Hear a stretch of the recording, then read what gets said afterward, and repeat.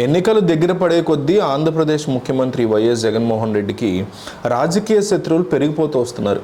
మొన్నటి వరకు చంద్రబాబే బిగ్గెస్ట్ శత్రువుగా ఉంటే ఆయనకి పవన్ కళ్యాణ్ జతకట్టడం, ఈ తలనొప్పుల మధ్యనే జగన్మోహన్ రెడ్డి సతమతం అవుతుంటే షర్మిల ఆంధ్రప్రదేశ్లో ఎంట్రీ ఇవ్వడం, పక్క రాష్ట్రం తెలంగాణలో రేవంత్ రెడ్డి ఆ ప్రాంతంలో ముఖ్యమంత్రి అవడంతో అవతల ప్రాంతంలో ఉన్నటువంటి జగన్మోహన్ రెడ్డికి చాలా ఇబ్బందికరమైనటువంటి పరిణామాలు చోటు చేసుకున్నాయి.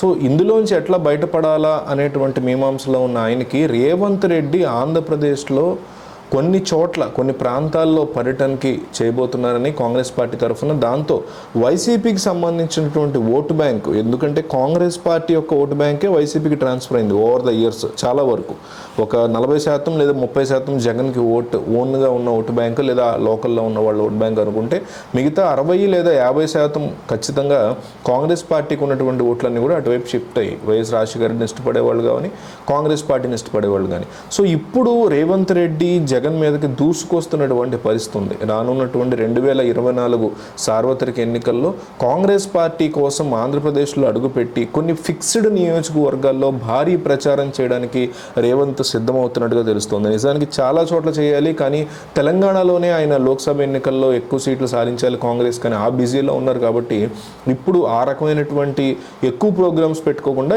ఏపీలో చాలా ప్రాంతాల్లో, ఇప్పుడు ఎగ్జాంపుల్ తిరుపతి కానీ, రాజమండ్రి కానీ, వైజాగ్ కానీ, అమరావతి కానీ, ఇటువంటి ఫిక్స్డ్ ప్లేసెస్, నెల్లూరు కానీ, కర్నూలు కానీ, ఇట్లా ఒక 5-6 చోట్ల స్ట్రాంగ్గా కనుక ఆయన ప్రచారం చేయాలని ఫిక్స్ అయ్యారు. దాంతో కాంగ్రెస్ పార్టీకి సంబంధించిన వైసీపీలో ఉన్న ఓటు బ్యాంక్ అంతా మళ్ళీ కాంగ్రెస్కి వెనక్కి వచ్చి వాళ్ళు కనుక ఓట్లు వేస్తే ఇది తెలుగుదేశం పార్టీకి ఫేవర్ అవుతుంది కదా అనే ఫీలింగ్లో తెలుగుదేశం పార్టీ ఫుల్ స్ట్రాంగ్గా, కాన్ఫిడెంట్గా ఈ విషయంలో నిజంగా ఒక రకంగా పండగ చేసుకుంటున్నారని చెప్పుకోవచ్చు. రేవంత్ రెడ్డి ఏపీ ఎంట్రీ అనేది జగన్ యొక్క కుర్చీ దిగిపోవడం గ్యారంటీ అంటూ కూడా టీడీపీ పార్టీ ఇప్పుడు ప్రచారం చేస్తోంది.